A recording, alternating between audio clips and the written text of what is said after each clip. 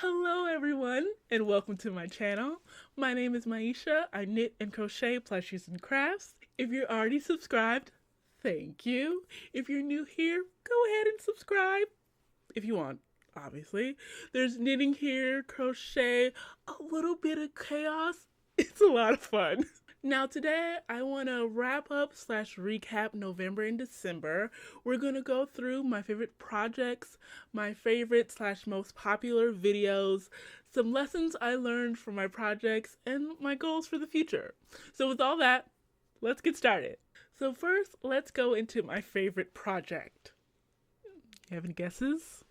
It's the mini bunny. It's so cute.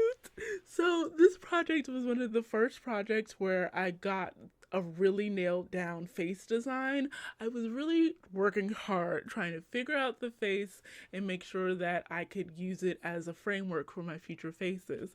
So I decided on a highlight of the eye and then the little nose. And now that I have that framework, I can use that towards other plushies. So having that taken care of takes a huge load off.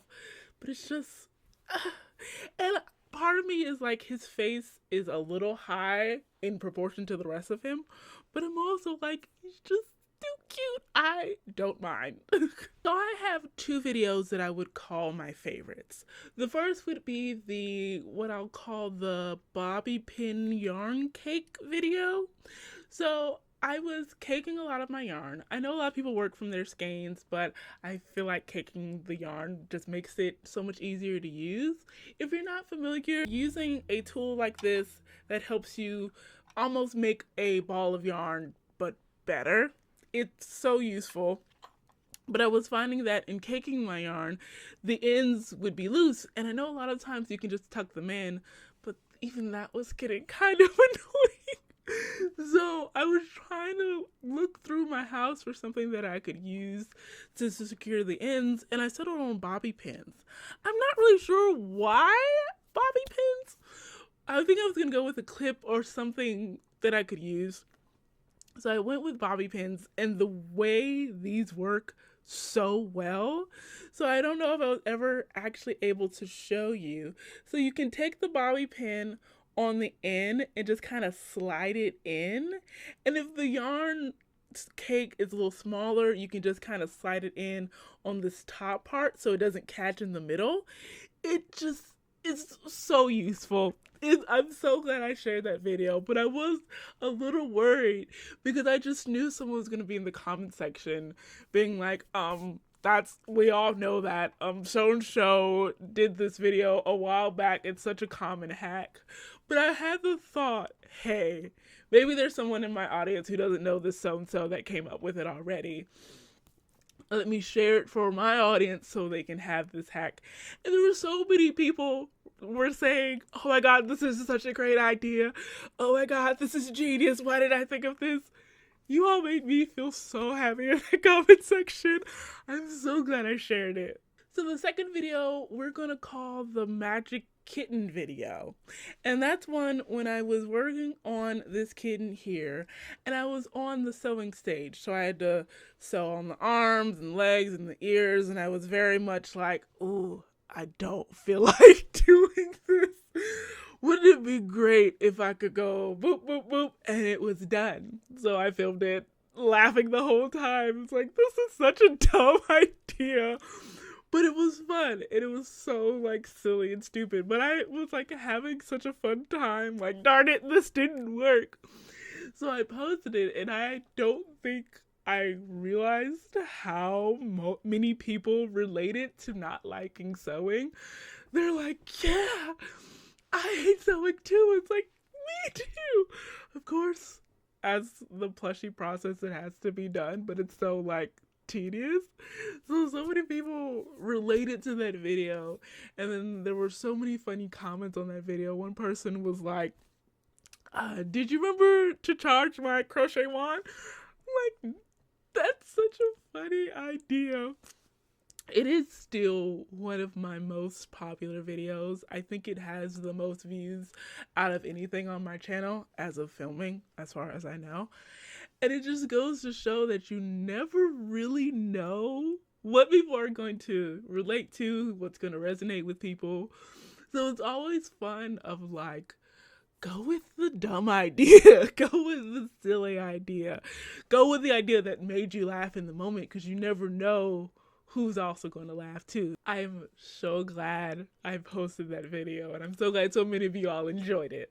So next, I want to talk about the lessons I learned from my projects. The first would be patterns will more often than not take more than one try. Now, I don't know why this was such a what? But here's how I sort of think about it.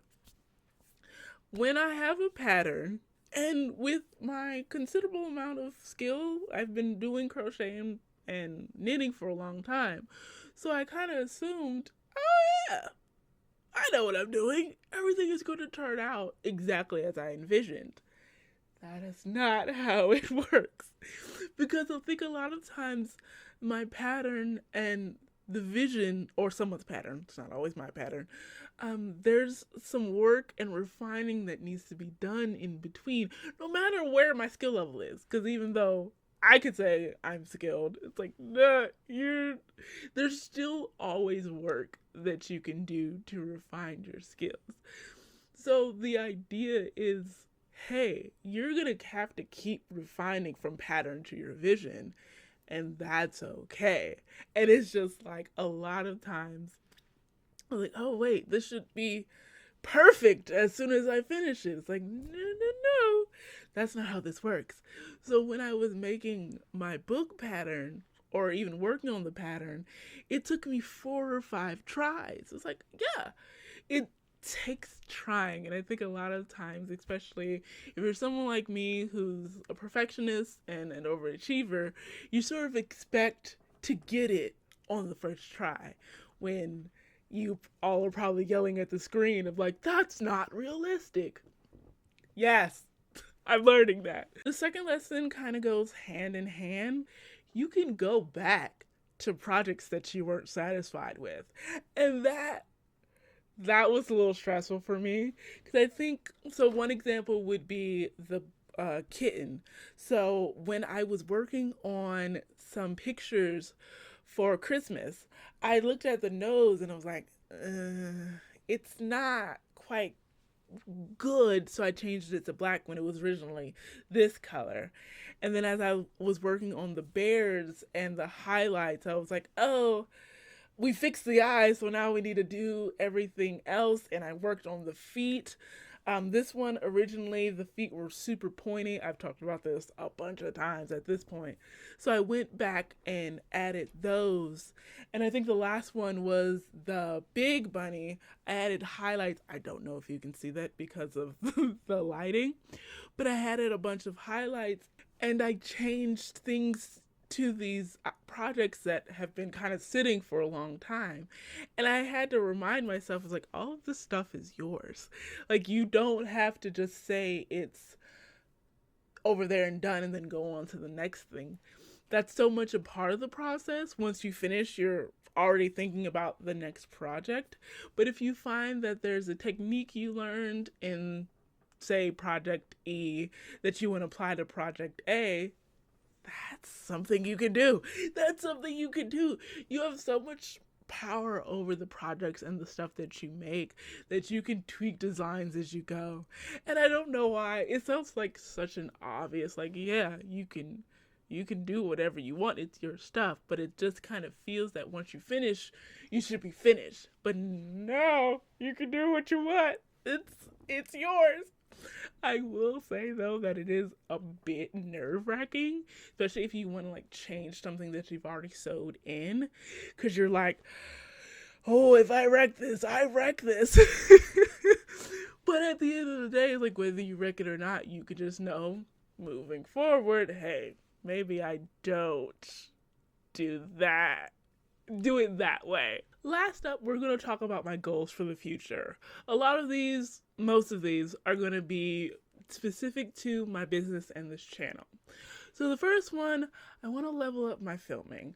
I do a lot of shorts, and I want to do a lot more of these long form videos, but I think so much of it has to be me crocheting or knitting and making the project. But that is hard to do. It's really hard to keep yourself in frame, to make sure that it flows well, and that you're filming it in a way that it's easy to follow. So that's what I need to learn how to do. Something else I want to do is I'm thinking about building a knitting slash crochet course. I mentioned that in one of my Rambo videos, but I want to be able to film myself so that when I'm working on these projects that I want you to follow and that I want to teach you, you'll be able to follow it and actually be able to say, like, wait, what is she doing?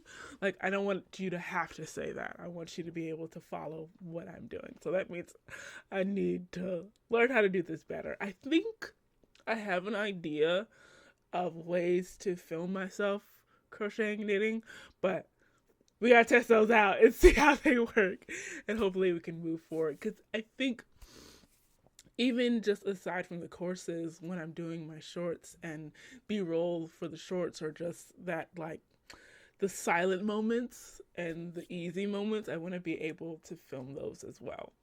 So doubling back to the course, it's not super planned out, which just should be obvious, but I have a very general framework that I want to work from. I want to be able to do the crochet section of it first with a project, and then possibly the knitting section, or I'll flip those. I'm not really sure. So that's something I'll be planning in the first couple months of the year, towards the middle of the year. Not really sure when I want to premiere these or launch these, but eventually, sometime next year, I can promise that much. I would love to launch my store next year. No, I will. I will launch my store next year. That's a goal. So even if I have to wait until December 2026, it's going to be launched next year. Part of it, I thought a hindrance was funding, but I think a lot of it was I don't think I've fully stapled down the final design of a lot of these projects I want to do. There's like a lot of more tweaking, like I mentioned before, a lot of more refining that I want to do before I get this final project that I want to sell. But even that, as we've talked about before, I could have a project that's ready for sale, and then I iterate, I sort of go back to him like, hey, we can tweak this, we can refine this. So a lot of this is a work in progress, but I think I should give myself a deadline so I'm not iterating over and over without making progress. Like, I want to make sure that I can sell things soon. The last thing I want to do, and I'm kind of most excited about this one, is going to a vending event. I'm not really sure where I got it in my head that this was the thing I wanted to do. But every time I see small business videos and they're packing videos and they're vending events, I'm like, ooh, I want to do that too. I have no idea why, but it sounds so fun. I like the opportunity of interacting with people who either have seen my videos or have seen my stuff and love my stuff and want to buy it and support me and make those interactions in person. I would love that. So that's a big goal for 2026. It has been so much fun reflecting and looking back on my last 2 months, November and December, and the stuff that I've done and the projects and the lessons that I've learned, but also looking towards the future. I really want to do more of these types of like recap, wrap up videos. I don't know if I'm going to do them every month or every 2 months. You'll find out when the next one of these comes out. So before I go, I would love to ask a question for y'all in the comments. I think this one's going to be a two-parter. The first part is, what was the best moment for you, or one of the best moments for you in 2025? So a project that you really loved, something cool that happened at work or school or wherever, feel free to share. And then the second part is, what is one goal you have for 2026? Let's keep it to one or two goals so there's not paragraphs in the comment section, but it can be with any category you want. So, work, personal, professional, spiritual, what have you, business. So, I would love to hear and read your goals. Thank you so much for joining me today. I'll see you in the next one. Bye.